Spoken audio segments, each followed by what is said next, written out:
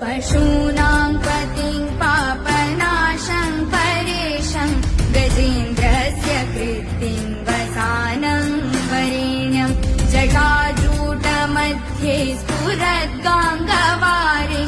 महादेवमेकं स्मरामि स्मरारिम्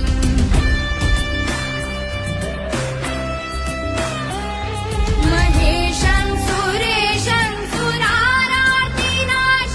विभुं विश्वनाथं विभूत्यङ्गभूषं विरूपाक्षमिन्द्वर्कबन्धित्रिनेत्रं सदानन्दमीडे प्रभुं पञ्चवक्त्रम्